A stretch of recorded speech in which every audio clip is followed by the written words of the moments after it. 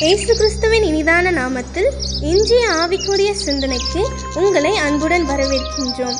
இப்போதும் ஒரு பாடலுக்கு பின்பு உங்கள் சிந்தையை தெளிவிக்கும் ஆவிக்குரிய செய்தியை கேட்கலாம். தொழுகிறோம் எங்கள் பிதாவே, பொழுதெல்லாம் ஆவி உண்மையுடனே. தொழுகிறோம் எங்கள் பிதாவே, பொழுதெல்லாம் ஆவி உண்மையுடனே. பரிசுத்த அலங்காரத்துடனே தரிசிப்பதினால் சரணம் சரணம். தொழுகிறோம் எங்கள் பிதாவே, பொழுதெல்லாம் ஆவி உண்மையுடனே. ஆண்டவர் இரட்சகருமாக இயேசுவின் இனிதான நாமத்தினால் உங்களை வாழ்த்துகிறேன். இந்த நாள் நம்முடைய ஆவிக்குரிய சிந்தனைக்காக சகரியாவின் புஸ்தகம் 1 அதிகாரம் 3 நான் வாசிக்கிறேன். ஆகையால் நீ அவர்களை நோக்கி, சேனைகளின் கர்த்தர் உரைக்கிறது என்னவென்றால், என்னிடத்தில் திரும்புங்கள் என்று சேனைகளின் கர்த்தர் சொல்லுகிறார். அப்பொழுது நான் உங்களிடத்தில் திரும்புவேன் என்று சேனைகளின் கர்த்தர் சொல்லுகிறார். ஆண்டவர் திரும்ப திரும்ப அந்த இடத்தில் சொல்லுகிற காரியம், என்னிடத்தில் நீங்கள் என் பக்கமாய் திரும்புங்கள், அல்லது என்னிடத்தில் வாருங்கள், நான் உங்கள் பக்கமாய் திரும்புவேன் அல்லது உங்களிடத்தில் வருவேன் என்று சொல்லுகிறார். நாம் ஆண்டவரை நோக்கி பார்க்கும் பொழுது அவர் நம்மை நோக்கி பார்க்கிறார். நம்முடைய காரியங்களை விசாரித்து எல்லாவற்றையும் நேர்த்தியாய் செய்து கொடுக்கிறார். ரோத்தின் புஸ்தகத்தை நீங்க எடுத்து வாசித்து பார்ப்பீர்கள் என்று சொன்னால் 1 அதிகாரத்திலே மோவாப் தேசத்திற்கு பெத்லகேமிலிருந்து புறப்பட்டு போகிறார்கள். ஏன்? இங்கு பஞ்சம் உண்டாயிட்டதனால் மோவாப்பில் போய் பிழைத்துக் கொள்ளலாம் என்று புறப்பட்டு போகிறார்கள். நகோமி, அவருடைய கணவன், 2 ஆண் பிள்ளைகள். அங்கு போற இடத்துல எல்லாவற்றையும் இழக்கிறார். இந்த நகோமி அவருடைய கணவனை இழக்கிறார், 2 ஆண் பிள்ளைகள் இழக்கிறார். திருமணம் அங்குதான் நடக்கிறது. 2 இளம் பெண்கள் விதவைகளாக மாறிவிடுகிறார்கள். யோசித்து பாருங்கள். அப்பொழுது அங்கு நகோமி தன்னுடைய தேசமாகிய பெத்லேமுக்கு வருகிறார். அங்கே ஆகாரம் உண்டு. கர்த்தர் தம்முடைய ஜனங்களை சந்தித்தார் என்பதை கேள்விப்பட்டவுடன் பேக் டு பெத்லகேம், எங்கிருந்து புறப்பட்டு போனார்கள் அங்கு திரும்பி வருகிறார்.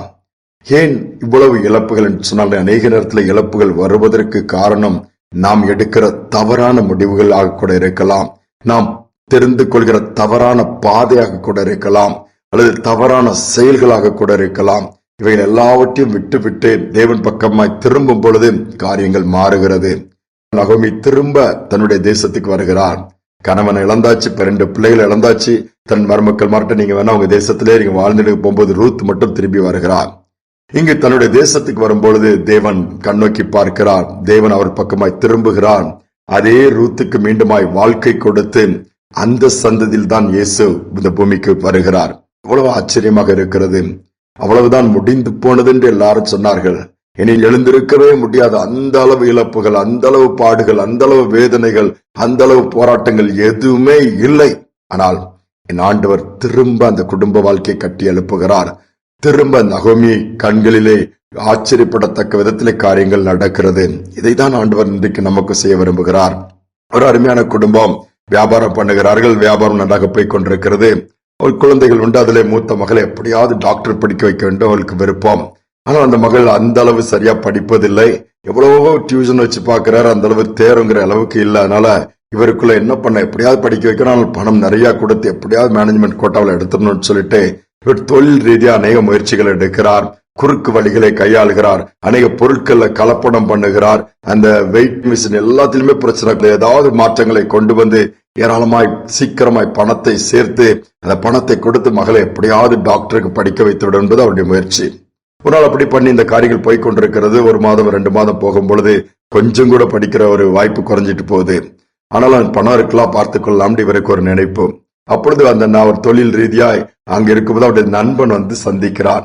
சந்தித்து பேசிக் கொண்டிருப்போது இவன் செய்கிற காரியங்கள்லாம் பார்த்து, ஏன் இப்படி பண்ற, குறுக்கு வழியில இதெல்லாம் ஆண்டவருக்கு பிடிக்காத, நீ இப்படிலாம் இட மிஷின்ல பிரச்சனை பண்ணிக்கிறது குறைவா இருக்குது, பொருட்கள் எல்லாம் மிக்ஸ் பண்றா, இப்படி செய்யறது, ஜனங்களை நீ ஏமாத்தி சம்பாத்தியம் பண்றது, உன் குடும்பத்துக்கு ஆசீர்வாதம் கிடையாது, ஆண்டவருக்கு அது பிரியம் கிடையாது சொல்லும்போது வேற என்ன பண்றது, என் பிள்ளைய படிக்க வைக்கணும், நான் என்ன செய்யறது, வேற வழி தெரியல அப்படிங்கும் போது, ஆண்டவரால கூட நீ அதுக்காச்சு பிள்ளை படிக்க வச்சு இப்படி குறுக்கு வழியில போட, பிள்ளை வாழ்க்கை எப்படி இருக்குன்னு உனக்கு தெரியாதா அப்படின்னு சொல்ல பேசும்போது இவன் அதோட அமைதியா இருந்தாங்க. வேற டாபிக் பேசிட்டு போயிருந்தாங்க. ஆனால் அந்த வார்த்தை அந்த சகோதரனை தூங்க விடல. குறுக்கு வழியில போறோமா, ஆண்டவரோட தூரமா போறோமா, ஆண்டவர் எப்படி நடத்துவார்னு சொல்லும்போது எல்லாவற்றையும் போய் நைட்டா இட மிஷின் எல்லாம் தூக்கி போட்டு புது நல்ல மிஷினை வாங்கி வைக்கிறாரு. பொருட்கள் கலப்படத்தெல்லாம் தூக்கி போட்டு எல்லாத்தையும் சரி பண்ணிட்டு வியாபாரத்தின் காரியங்களை ஒழுங்குபடுத்துறாரு.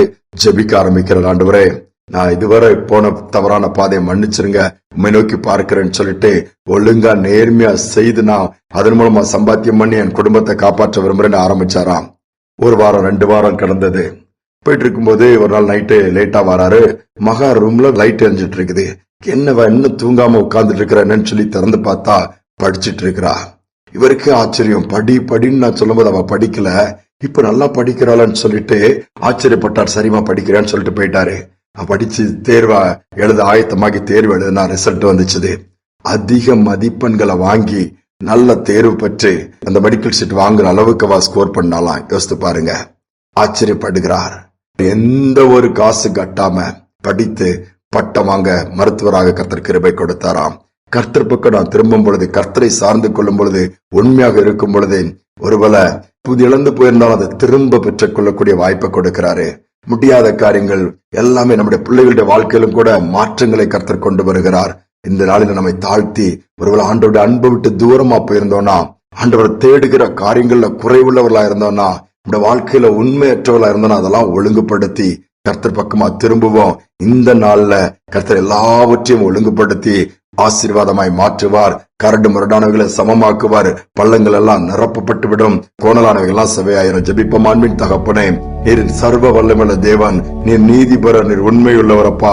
அழைத்த தேவன் உண்மையுள்ளவர் என்று சொன்னது போல நாங்கள் அநேக நேரம் பாதை மாறி விடுகிறோம். அநேக நேரம் தவறான முடிவில் எடுத்து விடுகிறோம். உலகத்தின் காரியங்களுக்கு முக்கியத்துவம் கொடுக்கிறோம். எப்படியாவது குறுக்கு வழியில சாதித்து விட வேண்டும், விரும்பினதை பெற்றுக்கொள்ள வேண்டும் என்று முயற்சி எடுக்கிற கடைசியிலே அவையதின் முடிவு வேதனையும் இழப்பும் கண்ணீரும் தானப்பா. அந்த நிலைமையில வேண்டாம். அப்படிப்பட்ட சூழ்நிலையில பாதிக்கப்பட்ட பிள்ளைகள் இன்றைக்கும் பக்கமாய் திரும்புவார்கள் என்று சொன்னால் அந்த பிள்ளைகள் மேல நீ நினைவா இருப்பீராக. நம்முடைய வெளிச்சம் அவள் மேல உதிக்கட்டும்.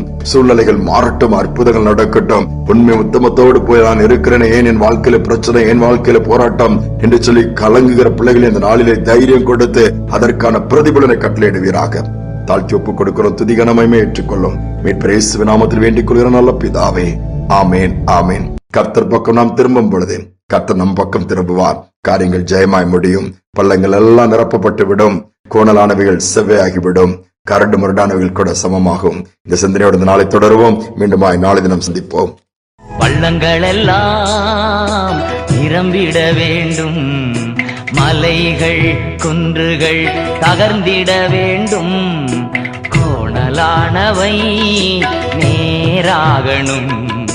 கரடானவை சமமாகணும். பள்ளங்கள் எல்லாம் நிரம்பிட வேண்டும். மலைகள் குன்றுகள் தகர்ந்திட வேண்டும். கோணலானவை நேராகணும். கரடானவை சமமாகணும். ராஜா வருகிறார், ஆயத்தமாவோம். ராஜா வருகிறார், ஆயத்தமாவோம். இயேசு வருகிறார், எதிர்கொண்டு செல்லுவோம். இயேசு வருகிறார், எதிர்கொண்டு செல்லுவோம்.